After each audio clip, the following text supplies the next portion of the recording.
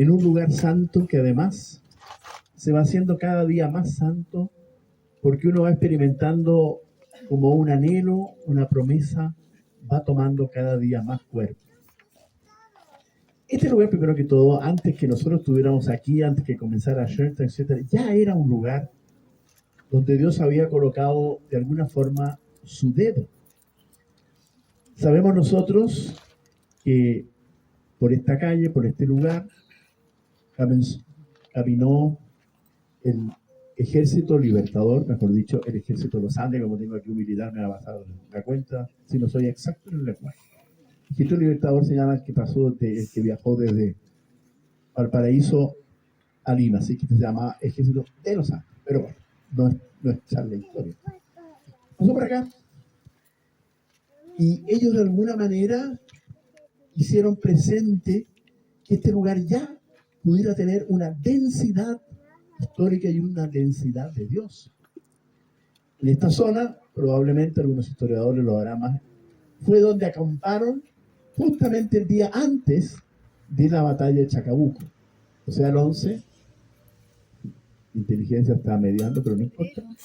El 11 de febrero de 1817. Parece que soy islámico, así que si está mal la fecha, ustedes también. Yo no. Y acamparon en este lugar. Hay algunos textos que hablan de eso. Y tuvieron momentos de oración, porque sabían que al otro lado de la cuesta estaba el ejército realista, así se dice, no español, realista. Bueno, así que aquí también fue ya en esos tiempos un momento de oración que tuvo que ver con el proceso de liberación, de libertad de esta nuestra patria. Y llevado por una gran alianza que hubo, gracias a San Martín y O'Higgins, entre chilenos y argentinos. O sea, ya desde hace muchos años no fue nada más que un lugar, por decir así, de campamento militar, sino que estuvo esa presencia de oración en la confianza en que Dios y la Virgen iba a acompañar un paso nuevo, porque lo de antes no era malo, pero un paso nuevo en el desarrollo de nuestra historia. Y eso ya significa algo muy importante para lo que vino después. Perla y Olguita nos han contado cómo fue naciendo esta experiencia de esta peregrinación que ya tiene, les recordé a ustedes, no un siglo que me equivoqué, sino que medio siglo y un año. Porque claro, no es cualquiera una costumbre, mejor dicho, en este caso una tradición religiosa que lleva medio siglo. Porque bueno, hay cosas que uno hace por 3 años, otras cosas que uno por 4 años, no se hace ninguna alusión a nada, por supuesto. Pero medio siglo significa que algo caló muy profundo. Porque claro, los primeros, pero que tenga esa riqueza es porque hay algo muy de Dios. Y ese caminar de este primero grupo de argentinos y chilenos que tomaron este lugar privilegiado, que es esa maravillosa imagen de Cristo Redentor, durante, como digo, medio siglo y un día han venido para rezar especialmente primero por la paz entre nuestros países, pero también por la paz justamente en América Latina, como ese gran sueño de Mario, de que todos los pueblos de América Latina se abrazaran en un gran abrazo de amor, un gran abrazo de encuentro, en una experiencia de santuario. Y Dios ha querido esas delicadezas que solo Dios tiene. Y en esa podríamos llamar nosotros estrategias que solo Dios tiene, que junto a esa imagen del Cristo Redentor, que ya lleva, ¿no es cierto?, más de 100 años, hayan dos familias que están siendo un poco las garantes de ellos. La familia de Mendoza, al construir y bendecir su santuario, la familia aquí de Aconcagua. Son las familias que en esta ermita son vecinas a este lugar de gracia, me refiero especialmente al Cristo Redentor, y que de alguna manera van siendo garantes que esto no sea solamente una buena intención, sino que vaya teniendo cada día mucho más riqueza y fuerza interior. Y es por eso que a mí me parece un avanzar, le decía sobre todo a los que estaban en la jornada, que después de medio siglo y un día, no, perdón, y un año, tengamos no solo el encuentro arriba, que muchos pueden, otros no pueden, por muchas razones, también físicas, tengamos un momento donde vamos profundizando qué es lo que Dios quiere con esta historia que se ha ido hilvanando lentamente. Y creo que es un regalo poder hacerlo aquí y poderlo hacer mirando que ese anhelo de un santuario que una especialmente a nuestros pueblos, pero que también traiga paz a nuestros países. Y por eso encuentro que en esas delicadezas de Dios es fantástico que este sea un lugar también por donde pasa esa cruzada de María. Este año es la novena, más de 120 jóvenes, 10 de ellos o 20 de ellos, sacerdotes o seminaristas, pasaron y tuvieron aquí uno de sus lugares importantes. Cuando le preguntaba yo a los jóvenes que pasaron qué lugares los habían marcado, uno de los lugares que más había marcado también había sido también la pasada por aquí, por Auco. ¿Por qué? Porque palpaban lo que es santidad joven. No es que la santidad no tiene que ver con cosas primero que todo extraordinarias, extrañas, o no extrañas, pero físicas podríamos llamar, sino con un movimiento interior donde uno va creciendo en la plenitud de vida y en la perfección del amor. Y vivir eso en una joven de 16 años o 19 años, significa que ellos jóvenes, entre paréntesis, ha tomado tanto vuelo esta peregrinación que ahora hay que cupos.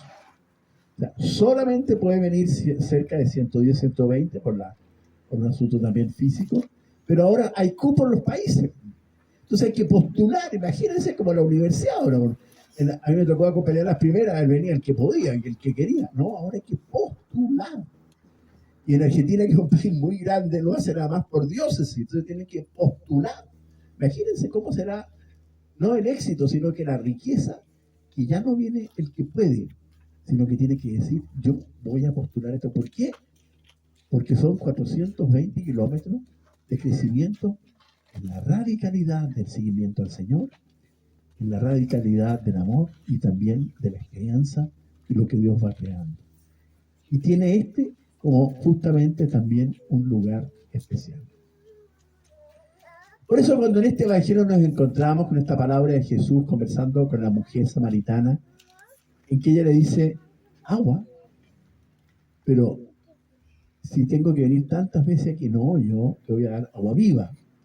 Y para el agua viva, tú tendrás para siempre porque es una sed que nunca te cansará. Nosotros sabemos en este lugar lo que significa el agua viva, el agua. De hecho, en Chile, este valle maravilloso, Aconcagua, es conocido porque el Aconcagua genera una fertilidad, pues uno de los lugares donde se experimenta, pero cuando uno sigue bajando el cauce, en fin, Quillota, Quilpué, etcétera, etcétera, etcétera, donde va creciendo la fertilidad de esta agua. Pues bien, mis queridos hermanos, esa fertilidad del agua viva se refería el Señor Jesús al encuentro con Él. El encuentro con Él, que era el Hijo de Dios y que iba a manifestar en su cercanía, pero también en su entrega. Por eso este texto está en el contexto de la preparación nada menos que la Semana Santa, que iba a mostrar que cuando uno, y ese es el contexto profundo, cuando uno regala su vida hasta la última gota de sangre y agua, como manifiesta el Cristo en la unidad que conocemos muy bien, uno rompe el circuito del odio. Uno rompe ese circuito vicioso del odio y crece el circuito virtuoso del amor. Ese es el camino que Dios nos ha regalado querer hacer en Cristo Jesús, en la escuela de espiritualidad del Padre, y muy especialmente cuando tenemos este texto, en esta tierra bendecida por el agua, pero bendecida por una historia donde he dicho, aquí voy a ser un lugar santo.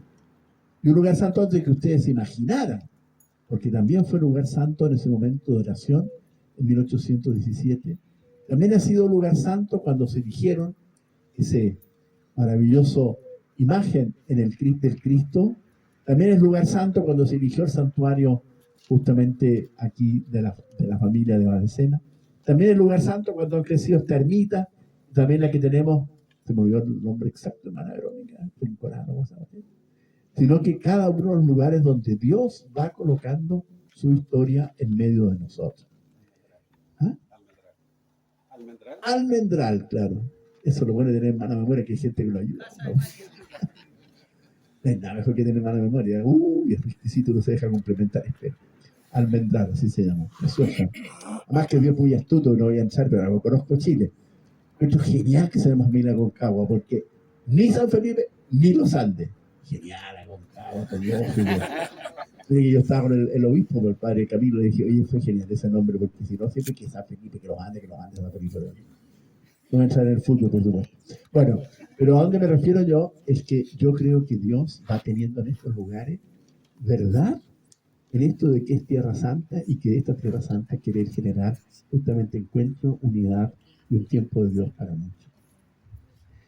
Queridos hermanos, en la alegría de dar un paso más en este siglo y un año, podamos con mucha alegría profundizar en ese anhelo profundo nacido en María Uriart, y que nosotros somos garantes de esa historia y que también otros vienen detrás de nosotros, que jóvenes están conquistando esto, y así entonces el reino de Dios madura y crece, pero también con nuestra entrega. Al Señor todo honor y toda gloria por los siglos de los siglos. Les invito a que